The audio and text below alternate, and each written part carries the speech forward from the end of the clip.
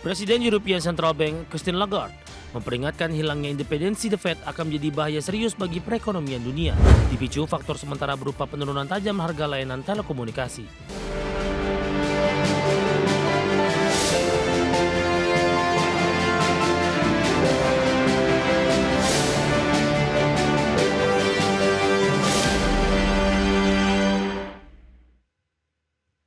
Halo pemirsa, apa kabar? Portofolio Anda sampai sejauh ini di tengah indeks harga saham gabungan kembali rebound signifikan setelah mengalami koreksi cukup dalam di perdagangan hari sebelumnya. Meskipun di 30 menit jelang penutupan perdagangan di sesi kedua hari ini penguatan lebih ke arah terbatas, namun indeks harga saham gabungan masih mampu bertahan di 7.800-an. Sektor barang baku melesat di sepanjang perdagangan hari ini ditopang oleh saham-saham emiten emas yang melanjutkan penguatan signifikan di tengah harga emas di sepanjang perdagangan hari ini kembali menembus ke level tertingginya di sepanjang masa. Tercatat ada Antam menguat di 7%, BRMS dan RJ juga menguat di atas 10%. Teknologi ada DCI hari ini juga menjadi penopang penguatan indeks harga saham gabungan.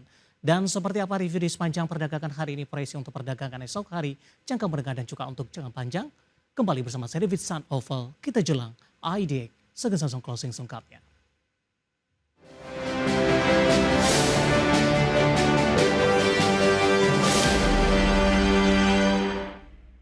Dan mengawali perjumpaan pemirsa, saya akan coba sampaikan update pergerakan indeks harga saham gabungan di 30 menit jelang penutupan perdagangan di sesi kedua hari ini. Di mana indeks harga saham gabungan masih bertahan di zona hijau dan masih bertahan di atas level 7.800-an meskipun penguatan sudah lebih ke arah terbatas. Di mana saat ini menguat di 0,92% dan diperdagangkan di 7.809,513. Secara intraday di sepanjang perdagangan hari ini indeks harga saham gabungan sempat rebound di atas 1% dengan menyentuh level intraday tertinggi hari ini di 7.842,299 dan dibuka di zona hijau pada pagi tadi di 7.771,334. Penguatan indeks harga saham gabungan ditopang oleh reboundnya dari beberapa saham big cap dan juga sektor barang baku yang ditopang dengan saham emiten emas.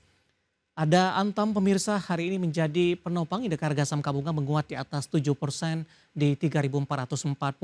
BRMS menguat atau melesat di 10,29% di Rp525 per sahamnya.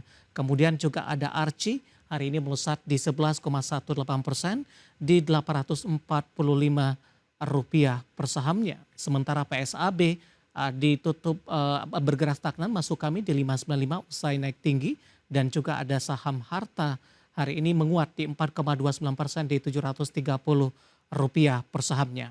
Kemudian penguat juga datang dari beberapa saham big cap, ada DCEI, di mana DCEI hari ini mengalami penguatan di 2,36% di level Rp330.000 per saham. Kemudian DSSA hari ini juga menguat di 1,22% di 99.700, belum mampu untuk balik ke level 100 ribuan pemirsa. Sementara WIRG menguat di 5,81% di 182 dan dari saham grup Prayogo Pangestu ada BRPT melesat di 7,51% di level Rp2.290 per saham.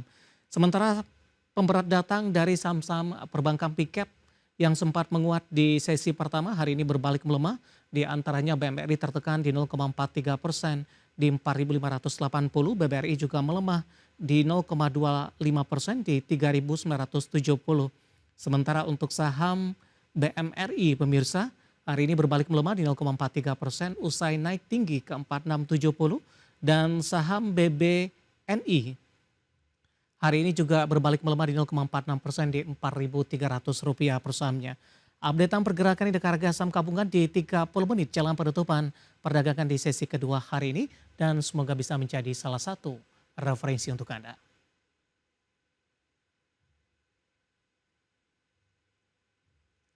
Dan selanjutnya mari kita coba simak beberapa sentimen yang berkembang di sepanjang perdagangan hari ini yang diproyeksikan akan mempengaruhi pergerakan indeks harga saham gabungan dan informasi yang berhasil dihimpun oleh tim redaksi kami. Dan tampaknya didominasi dari internasional pemirsa. Informasinya apa saja? Mari kita simak rangkumannya berikut ini. Presiden European Central Bank Christine Lagarde memperingatkan hilangnya independensi The Fed akan menjadi bahaya serius bagi perekonomian dunia. Lagarde menilai Presiden Amerika Serikat Donald Trump akan sangat sulit mengendalikan Bank Sentral Amerika The Fed, mengingat ada presiden hukum yang melindungi posisi para gubernur The Fed dari pemecatan. Lagarde menambahkan tanpa independensi stabilitas ekonomi Amerika dan dampaknya ke seluruh dunia sebagai ekonomi terbesar global akan sangat mengkhawatirkan. Dari Asia dikutip dari Reuters, inflasi konsumen Korea Selatan melambat ke level terendah dalam 9 bulan di Agustus 2025. Dipicu faktor sementara berupa penurunan tajam harga layanan telekomunikasi. Indeks harga konsumen naik 1,7% di Agustus dibandingkan periode yang sama tahun lalu, setelah tumbuh 2,1% di Juli. Kenaikan ini merupakan yang paling lambat sejak November 2024, sekaligus lebih lemah dibandingkan proyeksi survei Reuters di kenaikan 2,0%. Sementara itu inflasi inti yang tidak memasukkan harga pangan dan energi yang bergejolak hanya naik 1,3% year on year.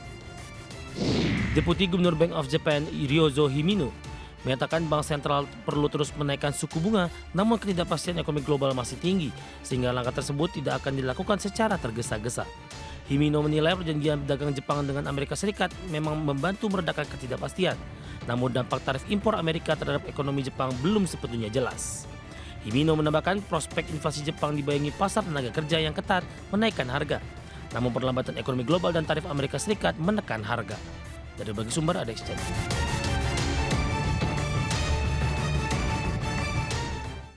Beralih ke informasi indikator perdagangan lainnya pemirsa, di mana nilai tukar rupiah berbalik menguat ke level 16.300-an per dolar Amerika di tengah indeks dolar Amerika Serikat mengalami tekanan dalam. Dikutip dari data RT hingga perdagangan Selasa siang tadi, rupiah berbalik menguat di 0,10% di level 16.378 per dolar Amerika, di mana sebelumnya rupiah dibuka melemah tipis di 0,08% di 16.420 per dolar Amerika di perdagangan Selasa pagi tadi.